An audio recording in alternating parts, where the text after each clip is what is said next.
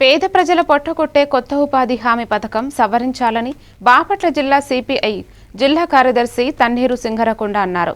భారత communist party CPI Andhra Pradesh వ్యవసాయ కార్మిక సంఘం ఆధ్వర్యంలో మహాత్మా గాంధీ జాతీయ ఉపాధి హామీ చట్టం పేరు మార్పును కేంద్ర ప్రభుత్వం 90% నుండి 60% వరకు నిధులు తగ్గించటాన్ని 200 రోజు పని దినాలు కల్పించాలని, రోజుకి 700 రూపాయలు వేతనం ఇవ్వాలన్నారు.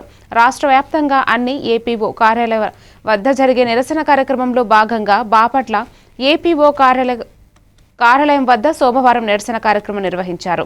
ఈ కార్యక్రమంలో సిపిఐ పట్టణ కార్యదర్శి మామిడిపత్తుల అశోక్, ఆంధ్రప్రదేశ్ వ్యవసాయ కార్మిక సంఘం నాయకులు కె యలమంద నరసింహ తదితరులు పాల్గొన్నారు.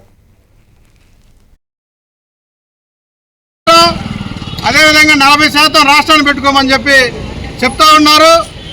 వలస కార్మికులను నివారించడానికి ఈ గ్రామీణ ఉపాధి హామీ పథకం ఏ రకంగా ఉపయోగపడిందో, కరోనా టైంలో వలస కార్మికులు అర్ధాంతరంగా దాన్ని లాక్డౌన్ వేస్తే అనేక వేల సంఖ్యలో వలస కార్మికులు చనిపోవడం జరిగింది. ఇది ఉంది. అదేవిధంగా కొనసాగించాలని చెప్పి 90% నిధులు కేటాయించాలని చెప్పి భారత కమ్యూనిస్ట్ పార్టీ సిపిఐగా ఆంధ్రప్రదేశ్ వ్యవసాయ కార్మిక సంఘంగా బాపట్ల జిల్లా నుండి